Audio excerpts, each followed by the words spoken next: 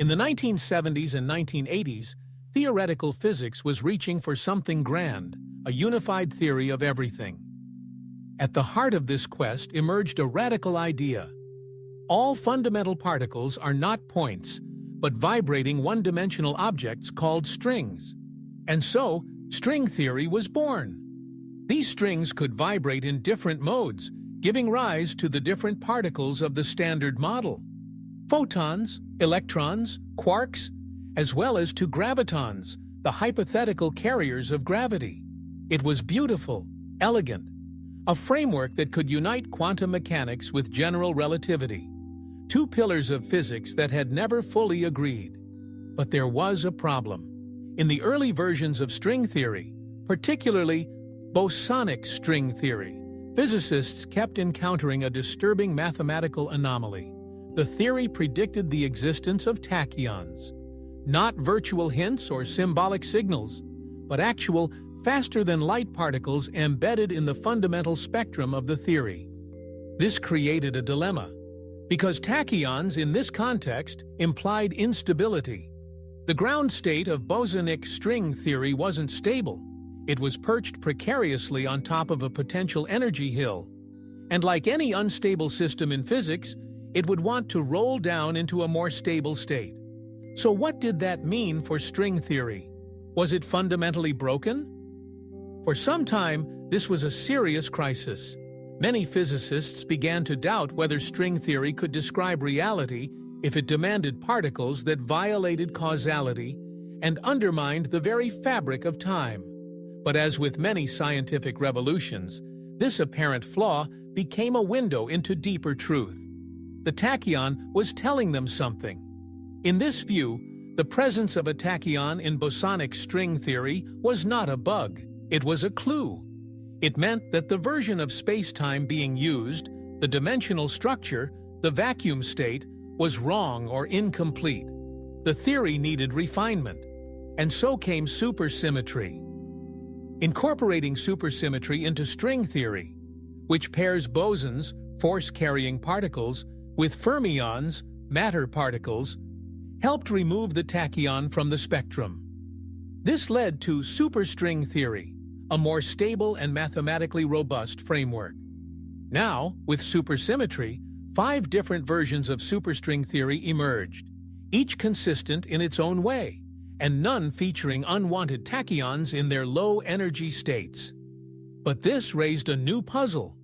If there were 5 different consistent theories, which one described our universe?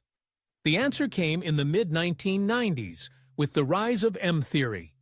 This mother theory suggested that all 5 string theories were actually different aspects of a deeper, 11-dimensional framework. The tachyon crisis had helped spark a chain of theoretical upgrades and brought physicists closer to a unified vision. But even with tachyons removed, they didn't disappear from the conversation. In fact, in certain conditions, particularly involving D-branes, higher-dimensional objects in string theory, tachyons still emerge.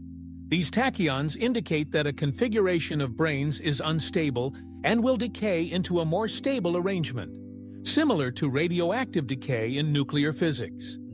This leads to the concept of tachyon condensation on D-branes, a process through which unstable brane structures dissolve or morph into lower-dimensional states.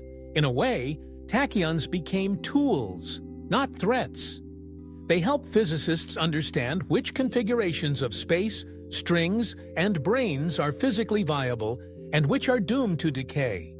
But they also hinted at something else, that the universe might be more dynamic and flexible than we ever imagined. Rather than being static, space-time, and the objects within it, might constantly evolve through hidden processes driven by field instability. Tachyons in this light aren't violations of physics. They're instruments of cosmic refinement. In some versions of string cosmology, it's believed that our universe might have started as a tachyonic field, collapsing from instability.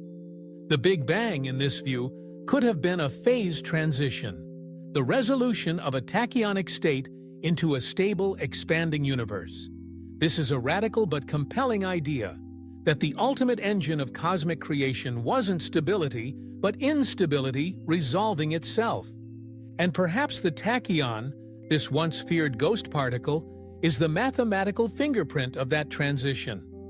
Even today, tachyonic states are used as test beds in simulations and as probes into the mysterious string landscape, a vast space of possible vacuum configurations allowed by string theory. Each vacuum has its own physical constants, laws of physics, and particle spectra. Some may have tachyons, others may be perfectly stable. We happen to live in one that seems stable, but are others out there? Are tachyons still lurking in unreachable corners of the multiverse? Or are they still active in our own universe, guiding unseen processes in dimensions beyond our perception? No one knows for certain. But what is clear is this. Without the tachyon, string theory would never have evolved into its modern form. It forced physicists to question assumptions, abandon broken models, and imagine a universe where time, space, and matter arise from vibrating strings and higher dimensional membranes. And perhaps, just perhaps, the tachyon still has more to teach us.